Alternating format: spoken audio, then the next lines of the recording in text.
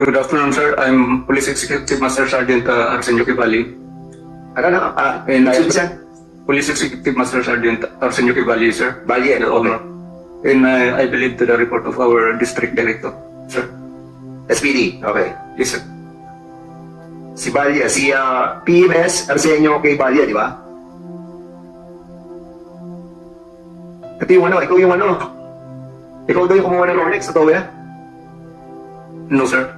So may allegation na gano'n eh. May parang may nabasa ako na binabanggit ng isang sino nagbabanggit sa patrolman na nasa kanya yung sinabi nung ano, nung Chinese national. Sino yun? Nasa affidavit yun eh. I just recalled it eh. Sino din sa, ano ninyo, sa mga operation? Sagutin nyo na, kasi babasahin ko pa. Andito, makikita ko yun. Sino yung patrolman or sergeant na nagsabi, na nagkwento? Patrolman Matiginas. Sino si Patrolman Matiginas? Ayun, o yan. Upo kayo dito. Gusto ko na malaman yung Rolex kung gaano kaganda. Sige. Patrolman Matiginas, sinabi mo sa affidavit mo na yung Rolex. Kasi we have to invite those Chinese national as well. Actually, kinukuha na namin yung contact ng mga lawyers doon. In the next hearing, we'll be providing them the opportunity as well, no? Sige, Patrolman Matiginas. Good morning, Your Honor. Kay Patrolman Alexander Hindi Matuginas. ba nagsalita ka about sa, ano mo, sa kung ano yung pinapaniwalaan mo? Hindi pa po. Ano pinapaniwalaan mo? Baka may mga nakaupo pa dyan na hindi pa nagsasalita dito, ha? Ano pa ba yung mga members ng operation? Wala na? Wala na dyan? Matiginas, yes. Your Honor, I agree with NCRPO investigation. Okay, yun sa Rolex. Ikaw nagsabi sa bidabit mo. Dalawa po kami nagsabi. Nung bali, nung time na hinahanap po ng Chinese yung Rolex, pinasulat po ni PCMS Garcia kung sino po yung bali naka-uniforme po kasi yun eh. So pinahilera po yung mga pulis po na naka-uniforme. Sino yung paitera? Si PCMS Garcia po. Then nung pinahilera po yung mga pulis po na naka-uniforme, Oo. naisulat po ng Chinese yung pangalan po ni Balye. Okay, sino yung mga kasama mo doon na nagsabi na natinig yun? PCMS Garcia. I forgot po yung ibang police officer po kung sino po yung nandun. Okay, so, Balye, so you deny this, of course, no? Yes, Your Honor. Okay, sige. Let's proceed. Okay, susunod. Sino yung susunod? Good afternoon, Your Honor. I'm Police Captain Shirenzo Limbawan, the former Deputy Commander of Tambo Substation Parañaque City Police Station, sir. So, hindi. Wala na kayo Silimbawan sa Casimenes. In fairness sa kanila, hindi na natinig. So, next. Good morning, Your Honor. I am Police Captain Jesus Mendes. I am the team leader of the perimeter security during the conduct of search warrant, Your Honor. Yeah. Menes ka, di ba si Menes? Yes po, Your Honor. Okay, sige. Hindi, yung susunod na, sino pa? Kaya, nagsalita na sila Kiana, no? Saka si Kibala. Okay, so wala na bang iba na kasama sa operation? Wala na, no? Okay, so, Congressman Basita, please. Thank you, Mr. Chair. Mr. Chair, before I continue with my interpellation, gusto ko lang po sabihin sa lahat, ang alleged victims dito, Chinese nationals. 4 female Chinese national. Tayo, pare-parehong Pilipino. Retired police ako, police kayo. Pero kailangan, suportahan natin yung House Resolution na honorable na Vice Chairman ako. Bakit? Para sa interest ng services. Regardless kung Chinese o Filipino yan, kailangan tamang trabaho. Kaya nandito tayo. Hindi tayo magkakaaway dito. Kailangan lang, yung mali, may correct na. Para hindi na maulit. And, nandiyan si General Lacop, si Congressman Bustos, dati kami pulis eh. Huwag tayong maglokohan. Huwag tayong maglokohan, sumagot kayo ng ayos. Otherwise, ayaw kong magpakulong, pero baka magpakulong ako ng opisyal sa inyo. Going back, Patrolwoman Acosta, Yes po, Your Honor. di ba bago mo din-activate yung body worn camera? Of course, buhay pa yon, tama? Yes, Your Honor. Sinasabi mo na nag-utos sa'yo si Major Quijana, tama? Yes, Your Honor. Siya yung direktang nagbigay ng instruction sa'yo? Yes or no? Yes, Your Honor. So, marirecall mo ba kung ano yung eksaktong sinabi niya nung nagbigay siya ng instruction sa'yo? Your Honor, sinabihan po ako na tawagan po yung mga arresting officers po para umakyat na po doon. Excuse me.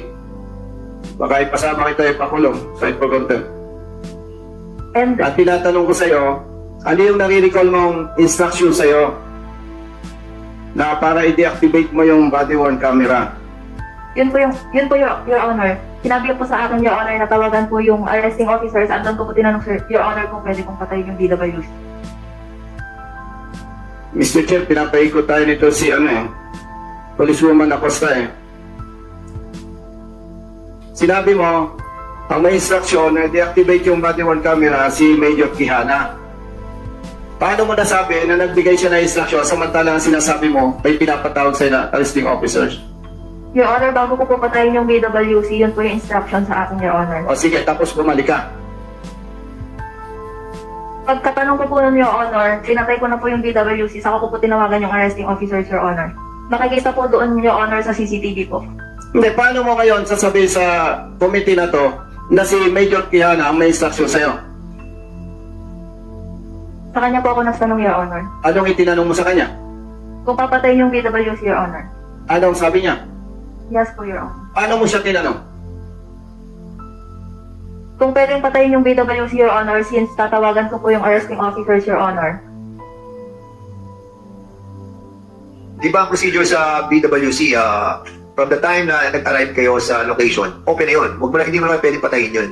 Kasi, well, eto mga failures natin Actually, pinag-uusapan natin to Congressman Busita, di ba? That yung procedure, ang actuality nung inyong tinatawag na procedure in accordance with the en banc resolution of the Supreme Court. Kailangan, pagdating sa operation, nagsasalita na yung may hawak no, ito na, start ang operation namin.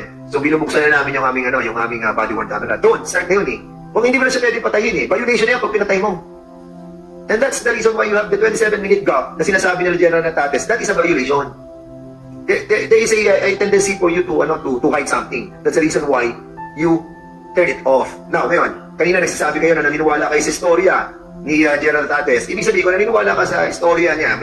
May mali kayo sa procedure. And yung pag-amin nyo, that's not negate, no? Your responsibility, or your culpability nyo doon sa nangyari sitwasyon. So, Congressman Busita, sige, you can proceed. Thank you, Mr. Chair. Congressman, Connection with the question of the... medyo allow Congressman Busita? Yes, Mr. Chair, of Okay. course.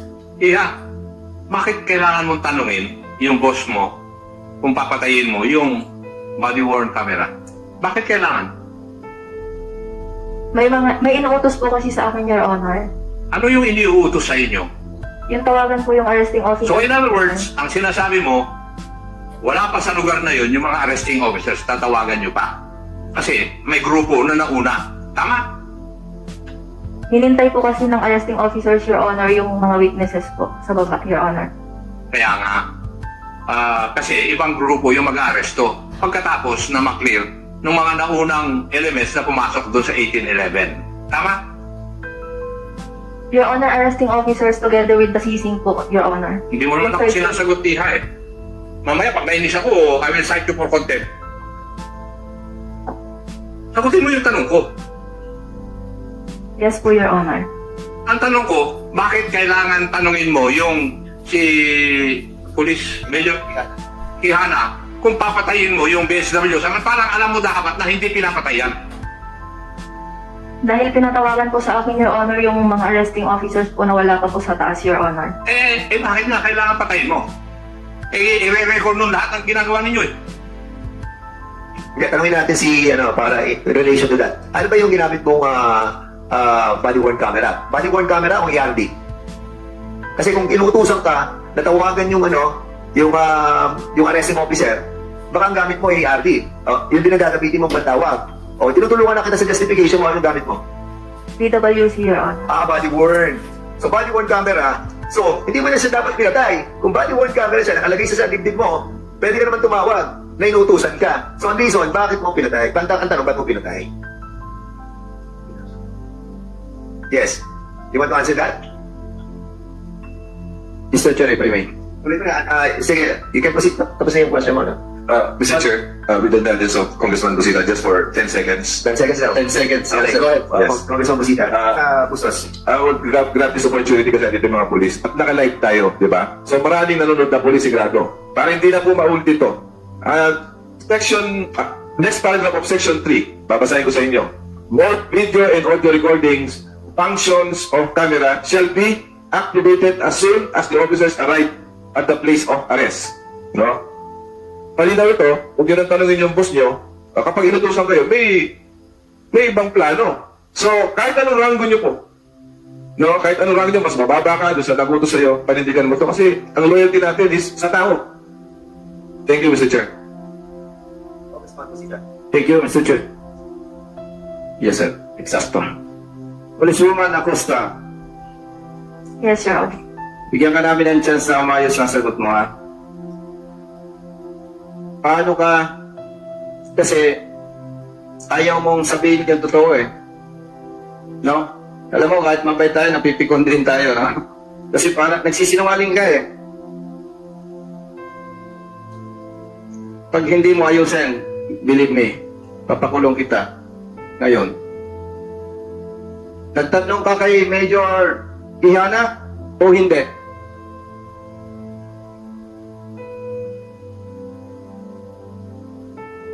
Nagsabi po siya sa akin, Your Honor, na patayin po yung BWC. So hindi ka nagtanong, tama? Mali? Yes, Your Honor. Okay. O yan ang totoo, eh. Pinapaikot mo kami, kasi kami, kaya nakakainit ka ng ulo. Oh, wag mong baguhin kasi alam namin yung totoo, hindi, kinaklarify lang namin. So, anong eksaktong sabi sa'yo ni Major Quijana? Patayin yung BWC camera, Your Honor, at tawagan po yung mga taong aakyat pa, Your Honor. Yan ang kapani-paniwala. No? Okay. Mr. Chair, balik po tayo kay Patrolman Cariaga. Patrolman Cariaga, Mr. Chair. Yes, sir. Paano kayo inutusan ni Major Quijana na pick-up yung DBR?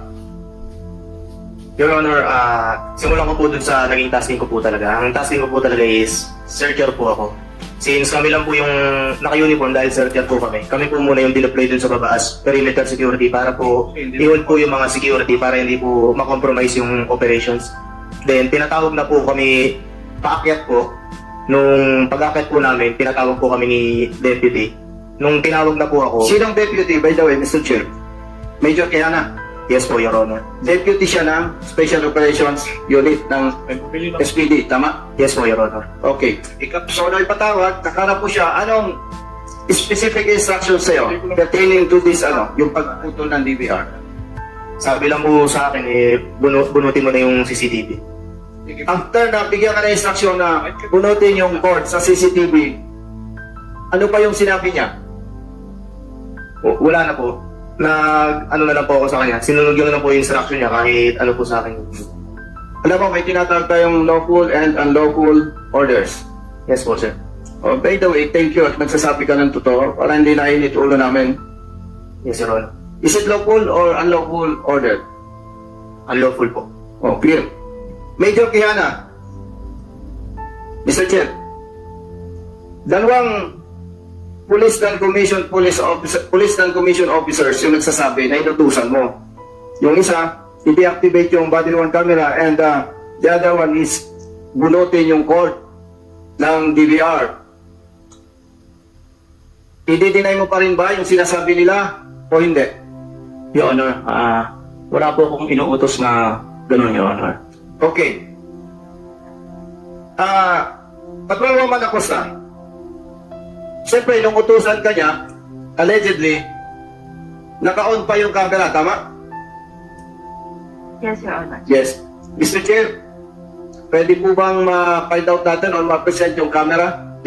I think the group of general natatas have the copy, nung BWC. But in accordance with what I read, after the BWC was supposedly to be turned over to the data custodian, mismong si Patrolman Acosta ang naglipat sa isang USB. Is that right, Patrolman Acosta? In accordance with your affidavit, that was one of the reasons that you have been accused as well, of I think tampering dahil hindi ikaw yung may dapat na maglilipat dapat yung data custodian, di ba? After the BWC or the end of the operation, it will be submitted to them, di ba? Ang problem, maka-altered na yun. So, hindi ko alam kila, siguro General Natates, so nakita nyo ba sa record ng BWC, andun yung voice over na inutusan na patayin yung BWC? Wala. Not Your Honor. Yeah. So kung wala, I think yun ang handling of the BWC was not done properly by Patrolman Acosta. And that's the reason why sinasabi natin kanina, may mga, well, yung mga lapses nila sa pag-handle ng BWC. At tanongin natin si Patrolman Acosta. Siguro kasi ikaw nag-handle nun eh. Alam na alam mo eh. So, nung binubuksan mo na yung BWC, madidinig mo na doon yung order eh, di ba? Nadinig mo yung order doon, di ba? Yes po, Your Honor. So, nung sinabmit mo na sa data custodian yun, binigay mo sa kanila, at nilipat mo na sa device, natanggal ba yun? Your Honor, hindi po ako yung naglipat sa USB, Your Honor. Yung data custodian po yung naglipat doon. Sino yung data custodian?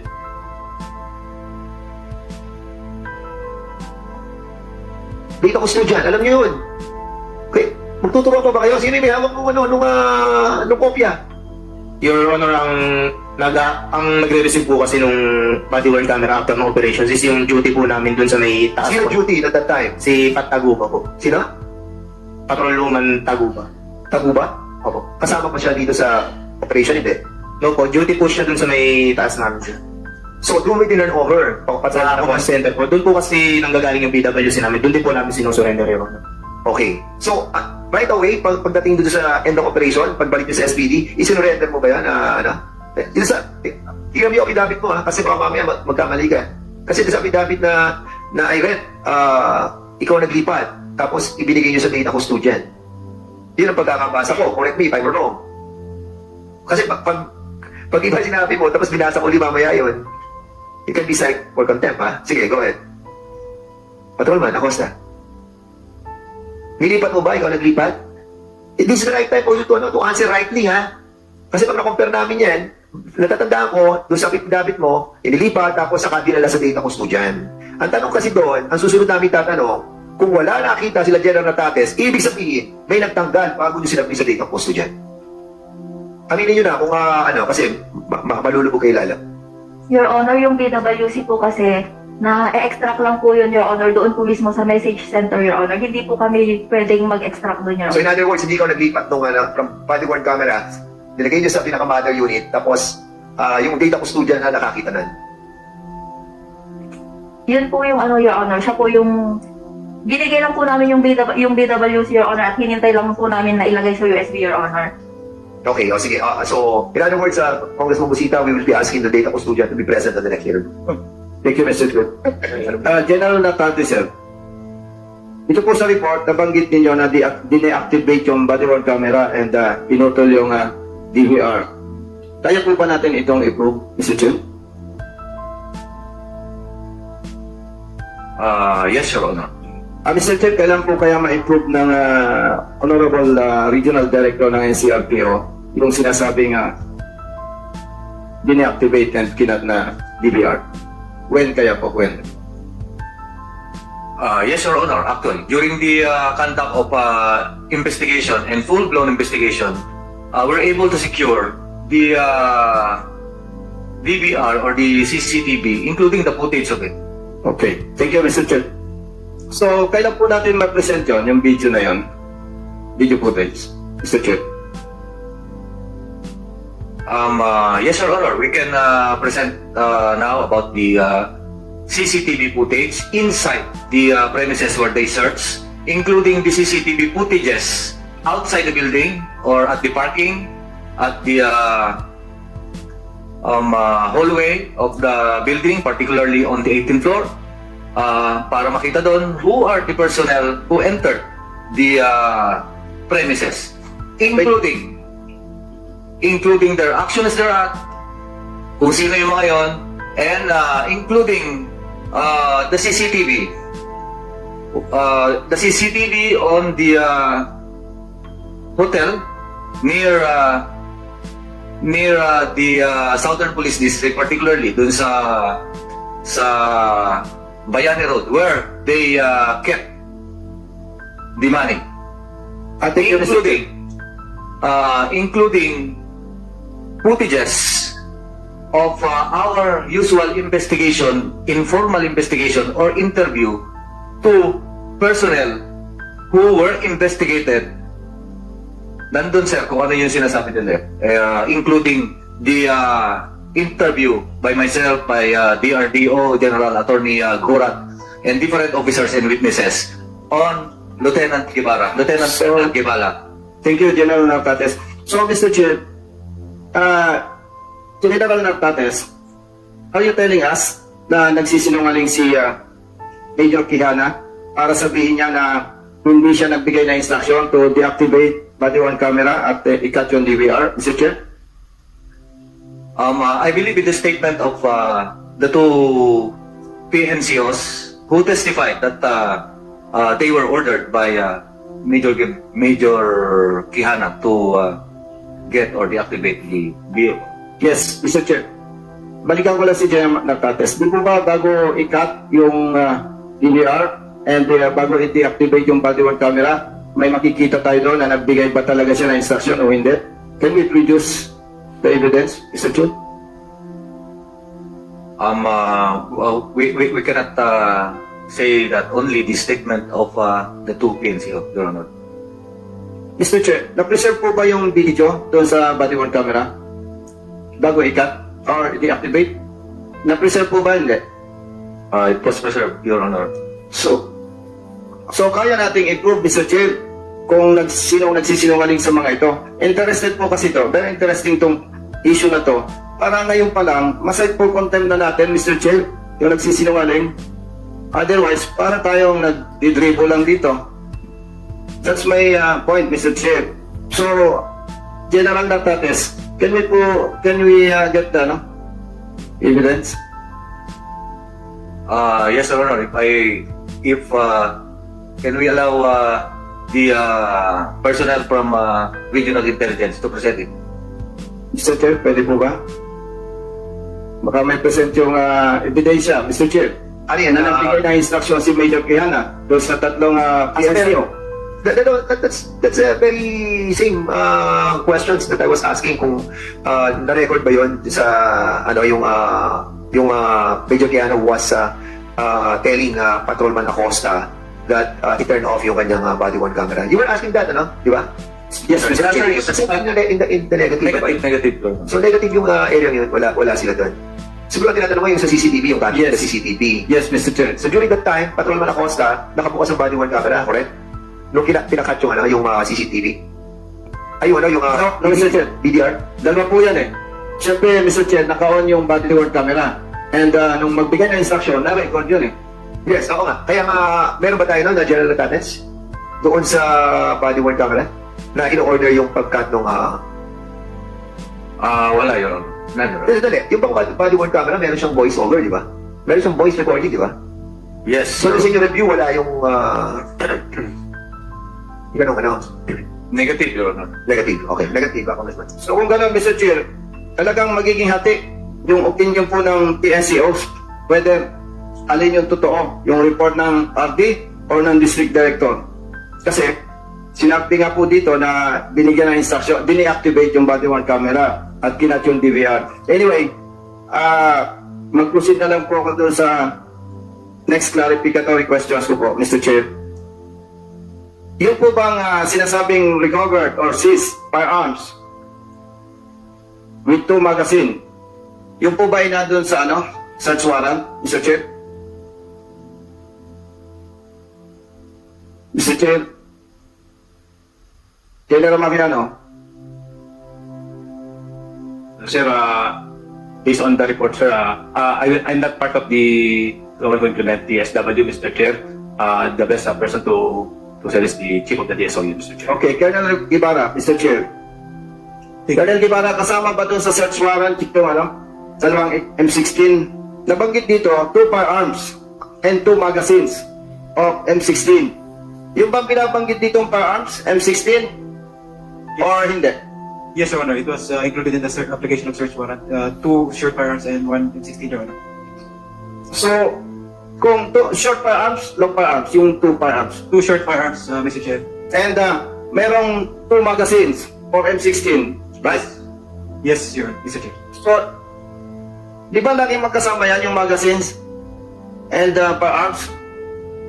Yes, Mr. Chair, but during the search conducted, it was only the pouch of the M16 was there. So walang M16. Yes, Mr. Yan ba magazine ng M16? Yes, Mr. Chair. Based on the record, Mr. Chair. Kaya napakahalaga nung nung camera Mr. Chair.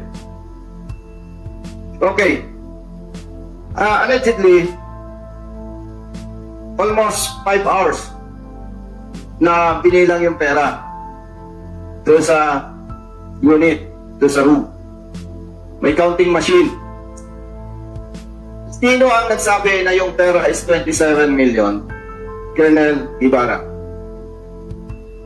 Sir, during the conduct of the search, Mr. Chair, it was during the time when we entered the area, it was there were amount of money placed on the table, Mr. Chair. That was the initial that was reported. It is the 4.6 million, Mr. Chair. 4.6 million. Yes, Mr. Chair. That it was later during the later part of the operation. It was then discovered 27 million, Mr. Chair. Sinong nagsabi? Sinong nagbilang? It was police staff sergeant Democrito, Mr. Chair. Staff Sergeant? Democrito, Mr. Chair. Staff Sergeant Mark Democrito, Mr. Chair. Democrito. Where is he? Mr. Chair. Staff Sergeant Democrito. Yes, Your Honor. 4.6 million and 27 million yung pinag-usapan natin dito, tama? Yes, Your Honor.